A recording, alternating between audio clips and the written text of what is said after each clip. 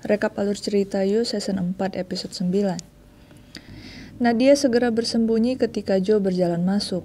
Di sini Joe meminta maaf pada Marianne dan berjanji akan memperbaiki semuanya.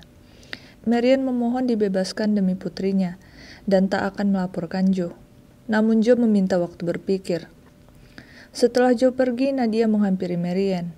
Marianne berkata ia tidak akan pernah tenang jika Joe masih hidup. Dan Nadia mengusulkan untuk menghabisi Joe. Nadia berjanji akan kembali membawa bor dan membebaskan Marianne, serta pisau untuk membela diri dan suntikan obat untuk menaklukkan Joe. Nadia meminta Edward pacarnya untuk dapat memberi obat yang sulit diakses, dan ia bergegas ke penjara Marianne. Namun ranselnya tersangkut dan menarik perhatian penjaga. Ketika Nadia beralasan, sayangnya barangnya terjatuh, dan itu adalah sebuah pisau. Ia pun jadi ditangkap.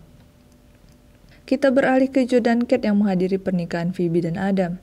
Mereka berusaha membatalkan pernikahan itu dengan menyadarkan Phoebe, namun ternyata gagal. Setelah resmi menikah, mental Phoebe hancur dan ia berkeliaran di jalanan, sampai pada akhirnya dirawat. Ini membuat Kate sedih dan curhat pada ayahnya. Dan tidak lama setelahnya, Adam ditemukan tewas. Karena rupanya ayah Kate menghabisinya. Ayah Kate juga memaksa Kate untuk mengurus bisnisnya, karena hanya Kate yang ia percaya.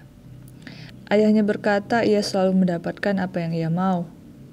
Joe kemudian ke tempat Marianne, berkata ia akan membebaskan Marianne setelah mendapatkan paspor palsu. Dan di sini Marianne meminta Joe mengecek ponsel miliknya untuk mengecek kabar Juliet. Sayangnya setelah menghilang beberapa minggu, keluarga dan teman Marianne mengira dia menyalahgunakan obat lagi. Dan karenanya hak asuh putrinya pindah ke nenek Juliet yang ada di Amerika. Juliet yang merupakan satu-satunya alasan Marianne hidup, membuat Marianne sangat terpukul dan mengalami gangguan mental. Marianne memohon Joe menghabisinya saja. Rhys mulai mengatakan lebih baik Joe menghabisi Marianne dan memulai hidup bahagia dengan Kate, alih-alih membebaskannya dan kabur. Namun Joe yakin hal benar adalah dengan membebaskan Marianne. Keesokan paginya, Joe kembali memenuhi janjinya, memberikan Marianne kopi dan memasukkan kode untuk membuka pintu. Namun Joe lupa kodenya. Dan buruknya Marianne alergi terhadap minyak kacang yang ternyata ada di kopi yang diberi Joe.